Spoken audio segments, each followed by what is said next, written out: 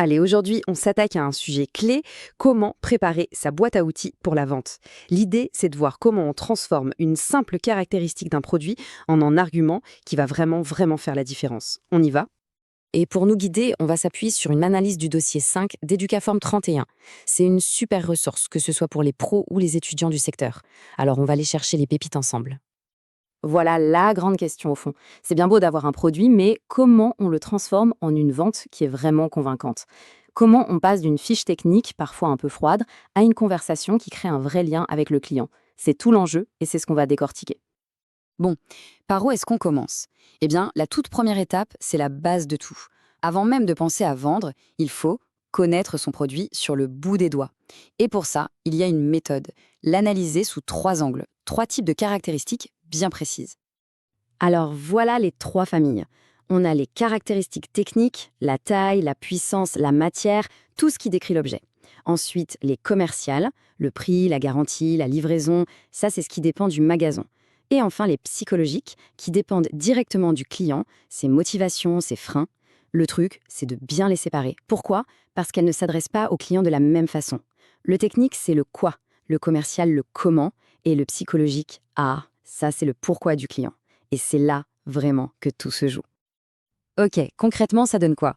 Regardons cet exemple. C'est comme un petit jeu de tri, en fait. L'autonomie de 40 heures, bon, ça c'est clairement technique, c'est le produit lui-même. La garantie de 2 ans, ça c'est une offre du magasin, donc c'est commercial. L'étanchéité IP68, c'est une spec, donc technique. Et la livraison en 48 heures, commercial évidemment. Faire ce tri, ça peut paraître basique, mais c'est la fondation. Sans ça, l'argumentaire risque d'être bancal. Bon, super. Maintenant, toutes nos infos sont bien rangées dans les bonnes cases. Mais une liste de faits, soyons honnêtes, ça n'a jamais fait rêver personne. Ça ne vend pas. Alors comment on rend tout ça percutant? On va utiliser un outil magique pour ça, une méthode aussi simple que puissante, la méthode CAP. Le processus est limpide, il se fait en 3 temps. D'abord, on part d'une caractéristique, un fait brut, technique ou commercial. Ensuite, on transforme ça en avantage. Qu'est-ce que ça apporte concrètement au client? C'est le bénéfice. Et enfin, on bétonne le tout avec une preuve, la démonstration qui rend l'avantage totalement crédible. Caractéristique, avantage, preuve. CAP. C'est simple, non? Regardons ce que ça donne en action. Prenez la réduction de bruit active. C'est une caractéristique technique. L'avantage pour le client, c'est de pouvoir se concentrer, même dans un endroit super bruyant. Et la preuve, on lui fait tester en magasin, on lui montre le petit bouton ANC.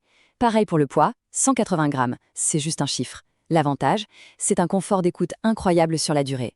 La preuve, il suffit de le faire sous-peser au client. On passe d'un chiffre abstrait à une vraie sensation. C'est là qu'un argument devient puissant. Et parfois, la meilleure preuve, la plus efficace, ce n'est même pas un truc technique. C'est juste un chiffre comme celui-là, 4,6 sur 5. C'est l'avis des autres, c'est la fameuse preuve sociale. Et ça, en termes de confiance, c'est un levier absolument énorme. D'accord, on a maintenant un argumentaire CSAP qui tient la route. Il est solide, il est prouvé. Mais est-ce que c'est le bon argument pour la personne qui est juste en face de nous? Pour le savoir, il faut aller plus loin. Il faut personnaliser le discours, parler le langage du client. Et pour ça, l'outil parfait, c'est la méthode SONCAS. SONCAS, c'est un acronyme pour 6 grandes motivations d'achat. Chaque lettre, c'est une clé pour comprendre ce qui fait vibrer le client. Est-ce qu'il a besoin de sécurité? Est-ce que son orgueil parle? Est-il attiré par la nouveauté? Recherche-t-il le confort? Est-ce que la motivation principale, c'est l'argent? Ou peut-être la sympathie, le besoin de confiance? Identifier la bonne porte d'entrée, c'est crucial pour choisir l'argument qui va, paf, faire mouche.